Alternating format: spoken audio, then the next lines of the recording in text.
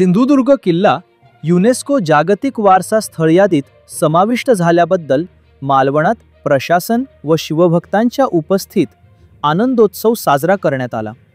छत्रपती शिवाजी महाराज की जय घोषणांनी मालवण बंदर जेटी परिसर दणाणून गेला। यावेळी स्वराज्य ढोल ताशा पथकाच्या गजारासह फटाक्यांची आतिषबाजी करण्यात आली। तसेच जिलेबी वाटप साजरा करून आनंद साजरा करण्यात आला।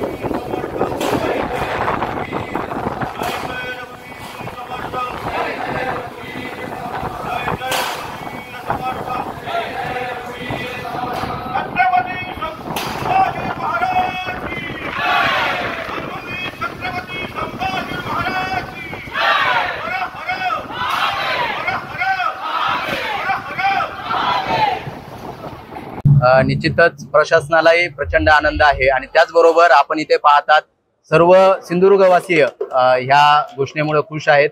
युनेस्कोच्या यादीमध्ये आपल्या महाराष्ट्रातील 11 किल्ले आणि तामिळनाडूतील जिंजीतील अशा 12 किल्ल्यांचा आणि त्यातला विशेष आनंद होतोय की आपला सिंधुदुर्ग पर्यटन जिल्ह्यातील दोनही दुर्ग विजयदुर्ग आणि सिंधुदुर्ग हे युनेस्कोच्या यादीमध्ये समाविष्ट झालेले आहेत। त्याच्यामुळे सिंधुदुर्गवासियांना खूप आनंद झालेला आहे। नक्कीच आज फक्त प्रणोत्सव समितीने तर महाराष्ट्रातले तमाम शिवप्रेमी तमाम शिवसंघटना यांना प्रचंड आनंद झालेला आहे। कारण ही गेल्या काही वर्षाची आमची धडपड होती। महाराष्ट्रातल्या सगळ्या शिवसंघटना जे किल्ल्यांवर प्रेम करतात गडांवर प्रेम करतात अशा सगळ्या लोकांची तपश्चर्या आज फळास आली आहे आणि महाराष्ट्रातले 10 जिल्हे 11 जिल्हे आणि जिंजीतला 1 अशी महाराजांची युद्धनीती म्हणजे ह्या युनेस्कोचा विषय असा होता की मराठा लँडस्केप वॉर लँडस्केप आणि त्याच्यामध्ये हे 10 किल्ले आणि जिंजीचा पण घेतलेला आहे। कारण ताराराणींनी जिंजीवरून पण 7 वर्ष राज्य केलेलं आहे। त्यामुळे ही युद्धनीती कशी होती याचा सन्मान याचा आदर हा युनेस्कोने केलेला आहे आणि पर्यायाने हा भारताचा आदर केलेला आहे। त्यामुळे फक्त महाराष्ट्र नाही तर तमाम भारतवासियांसाठी आनंदाची बाब आहे। सिंधुदुर्ग किल्ल्यावरनं ओळखला जातो आणि काल फ्रान्स मध्ये झालेल्या युनेस्कोच्या परिषदेमध्ये आपल्या जिल्ह्यातले 2 किल्ले सिंधुदुर्ग आणखी विजयदुर्ग यांचा युनेस्कोच्या यादीमध्ये समावेश झालेला आहे आणि हा अत्यंत आनंदाचा दिवस आमच्या सगळ्यांसाठी आहे। गेले 2 वर्ष सातत्याने या सगळ्या विषयासाठी प्रशासकीय यंत्रणा आणि शिवप्रेमी यासाठी प्रयत्न करतायत। आणि खरं म्हणजे राष्ट्रीय स्वयंसेवक संघाचे सरसंघचालक मोहनजी भागवत यांनी किल्ल्याला भेट दिली होती 2 वर्षापूर्वी। तिथून त्यांना दाखवण्यासाठी जी मॉडेल्स तयार केली होती आपण, हीच मॉडेल्स पुढे भविष्यामध्ये युनेस्कोच्या टीम समोर आपण प्रेझेंटेशन केलं। त्यानंतर एक 7 ते 8 महिन्यांनी झालेला नेव्ही डे असा कार्यक्रम असेल, त्या नेव्ही डेच्या कार्यक्रमाला सन्माननीय पंतप्रधान नरेंद्र मोदींची या मालवणमध्ये उपस्थिती, या सगळ्याचा परिपाठ म्हणून सिंधुदुर्गात किल्ला हा युनेस्कोच्या यादीमध्ये त्याचा समावेश झालेला आणि हा आमच्या सगळ्यांसाठी शिवप्रेमींसाठी अत्यंत अभिमानाचा क्षण आहे। आणि यासाठी पाठपुरावा करणारे आमचे महाराष्ट्राचे मुख्यमंत्री देवेंद्रजी फडणवीस आणि सांस्कृतिक मंत्री यांचा विशेष उल्लेख करावासा वाटतो, आशिष शेलार साहेब की या खात्याचे मंत्री आहेत, त्यांनी या सगळ्या विषयाचा विशेष पाठपुरावा केला होता। मी या सगळ्यांचे आभार मानतो आणि लवकरात लवकर या सगळ्या पार्श्वभूमीवर मी सन्माननीय मंत्री कॅबिनेट मंत्री आशिष शेलार लवकरात लवकर आता त्यांच्याशी बोलण्याला किल्ल्याला भेट देण्यासाठी ते आपल्या जिल्ह्यामध्ये या किल्ल्यावर येणार आहेत आणि त्यावेळेला आणखी याच्यापेक्षा जोरात आम्ही आनंद उत्साह साजरा करू। धन्यवाद। जय शिवराय। आजचा दिवस अभूतपूर्व आणि अविस्मरणीय असा आहे, कारणही तसंच आहे।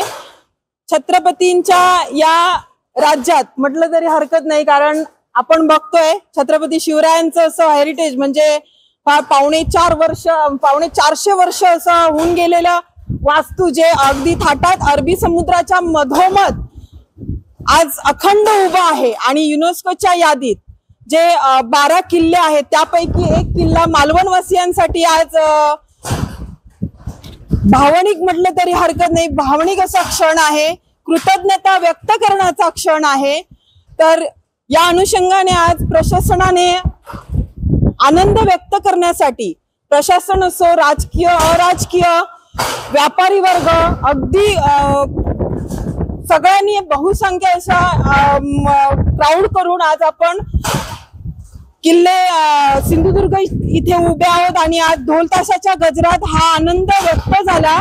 मी आभार मानेन या प्रशासन वर्गाचा, तसंच आमचे सगळ्यांचेच लाडक्या तहसीलदार मॅडम इथे उपस्थित आहेत, त्यांनी अगदी मोजक्या वेळेत या कार्यक्रमाची रूपरेषा आखली आणि आपल्याकडे उपस्थित असणाऱ्या आमच्या सगळ्यांच्या लाडक्या मॅडम असतील, सर असतील, सगळ्यांनीच उपस्थित राहून हा आनंद व्यक्त केला।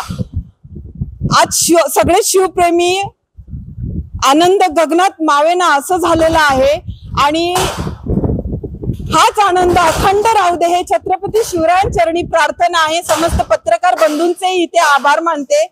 आज आपला किल्ला जो किल्ल्याचा वास्तू आहे, स्थापत्यशास्त्र जे आहे, जे आज जगाने मान्य केलेलं म्हणजे रत्न जी असतात लाभलेली असतात, जी जगातली आश्चर्यांपैकी एक आश्चर्य म्हटलं तरी ह्या 12 किल्ल्यांचं बोलू तेवढं कमीच हे आहे, कारण त्या पद्धतीने त्याचं स्थापत्यशास्त्र त्या पद्धतीने त्याची मांडणी झाली।